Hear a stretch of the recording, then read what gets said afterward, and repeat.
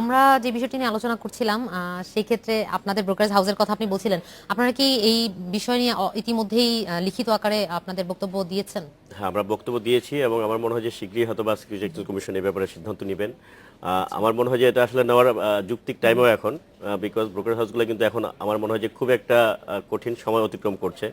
Specially আমাদের last month যদি আপনি বলেন যে আমাদের কিন্তু আসলে টার্নওভার অনেক কমে যাওয়ার ফলে কিন্তু হাউসগুলো কিন্তু আর্নিং কমে গেছে। জি। তো সেই জন্য আর্নিং বাড়ানোর জন্য আপনার কিছু যদি আমাদের অপশনস যদি দেওয়া হয়, সুযোগ যদি দেওয়া হয়, তাহলে কিন্তু হাউসগুলো টিকবে জি। এবং আমাদের এখানে যা স্টাফ যারা আছেন ব্রাঞ্চগুলো কিন্তু বাঁচবে, না হলে কিন্তু আমার মনে হয় সামনে একটু সমস্যাই, আমাদের বড় রকম সমস্যাই হয়ে যাবে বলে আমি মনে করি।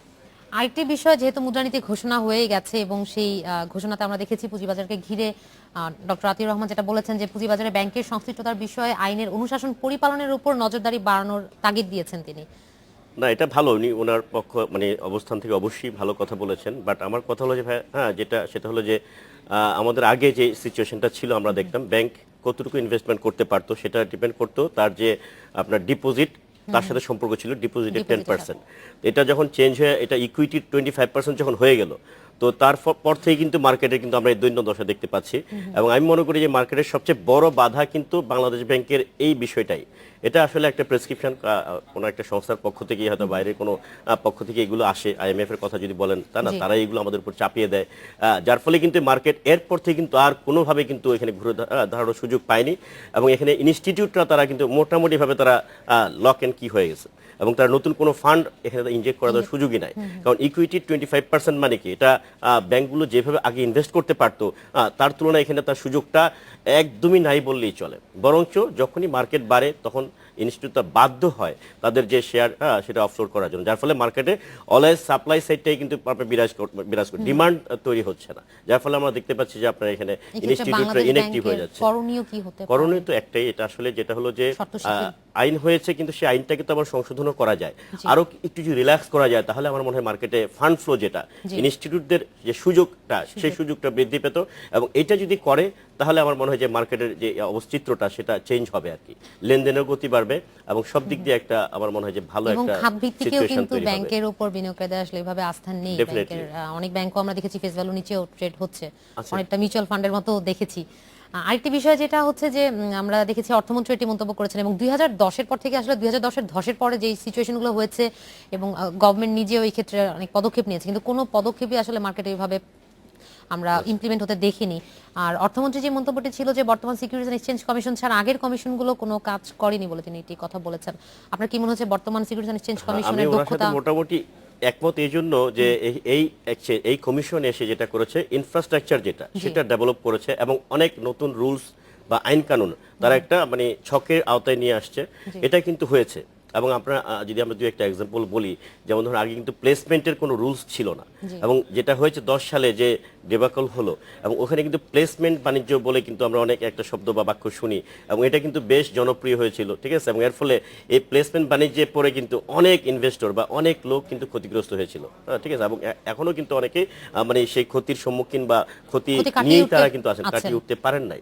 তো এই যে এই জিনিসগুলোকে আপনার নোটিস করা এবং সেখানে একটা গাইডলাইন তৈরি করা, পাশাপাশি আরো অনেক কিছু কিন্তু রিফর্ম হয়েছে। তো সেই জন্য আমি বলবো যে এই কমিশন চেষ্টা করে যাচ্ছে, হ্যাঁ। তো আমার মনে হয় যে তাদেরকে সুযোগ যেহেতু সরকার আবার দিয়েছে এবং তারা আরো ভালো পদক্ষেপ নেবে, সেটা আমি তাদের কাছে আশা করি। এবং আমি আজকে একটা নিউজও দেখলাম যে এখানে যারা চেয়ারম্যান সাহেব আছেন প্লাস কমিশনার সাহেবরা যারা আছেন, জি। ওনাদের বেতনও মনে হয় বাড়ছে, এটাও আচ্ছা। ভালো। আমার মনে হয় যে অবশ্যই এক্ষেত্রে তাদের যদি অর্থনৈতিক দিক দিয়ে তারা যদি স্বাবলম্বী থাকে তাহলে সেক্ষেত্রে সবকিছু ঠিক থাকবে এবং ভালোভাবে তারা করতে পারবেন, উৎসাহ নিয়ে আগ্রহ নিয়ে তারা কাজ করবেন, আরো সুন্দর কিছু আপনার মার্কেটের জন্য উপহার দিতে পারবেন বলে আমি মনে করি। ধন্যবাদ আপনাকে। আরেকটি বিষয় যেটা হচ্ছে যে আমরা আমাদের ডিমিউচুয়ালাইজড স্টক এক্সচেঞ্জ এবং স্টক এক্সচেঞ্জ হওয়ার ডিমিউচুয়ালাইজড হওয়ার পরে আমাদের এখন সামনে দ্বিতীয় এজিএম আসতে যাচ্ছে, আপনাদের কি প্রত্যাশা এজিএম কে ঘিরে?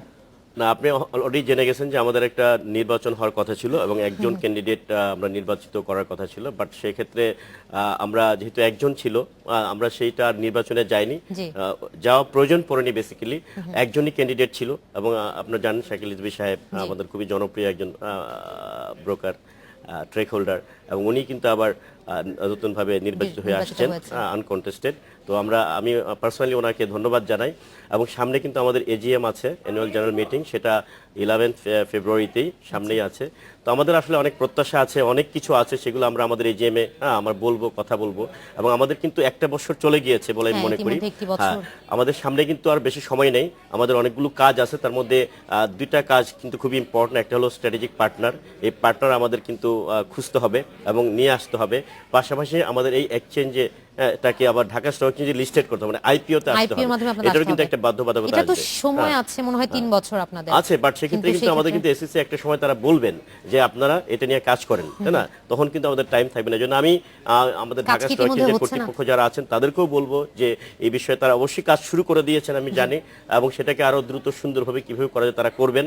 এবং আমাদের প্রত্যাশা থাকবে, আমরা তো অবশ্যই চাই যে এক্সচেঞ্জ যদি আর্ন করে সেক্ষেত্রে যারা শেয়ার হোল্ডার যারা আছেন তারাও এখান থেকে বেনিফিট পাবে, সেটা আমরা চাই। এবং আমাদের যদি এখানে ভালো আর্নিং থাকে সেক্ষেত্রে স্ট্র্যাটেজিক পার্টনার বা যারা এখানে ইনভেস্ট করবে তারাও কিন্তু এখানে মানে ইন্টারেস্ট বোধ করবে, না হলে কিন্তু কোনো কিছুই সুন্দরভাবে সম্পন্ন হবে না বলে মনে করি। এক্ষেত্রে আয় বৃদ্ধির জন্য এবং মার্কেটকে আরো লুক্রেটিভ করার জন্য আর কি কি পদক্ষেপ নেওয়া হচ্ছে? অবশ্যই হ্যাঁ, পদক্ষেপ নেওয়া হচ্ছে। আমি যতটুকু জানি এখানে নতুন কিছু আপনার ইনস্ট্রুমেন্ট এখানে আনার কথা বলা হচ্ছে, যেটা আমি কিছুদিন আগেও শুনেছি। আমাদের সম্মানিত ম্যানেজিং ডিরেক্টর সাহেব বলেছেন, বালা সাহেব বলেছেন যে না, আমরা কিছু নতুন প্রোডাক্ট আনবো। তার মধ্যে একটা হলো আপনার সুকুক নামে একটা বন্ড ইয়ের কথা বলা হয়েছে, সেটা আসবে, একটা নতুন একটা ইনস্ট্রুমেন্ট। আর পাশাপাশি আরেকটা বিষয় ইটিএফ, এক্সচেঞ্জ ট্রেড ফান্ড, এই জিনিসটা আমার মনে হয় যে এটা মার্কেটে জনপ্রিয়তা লাভ করতে পারে।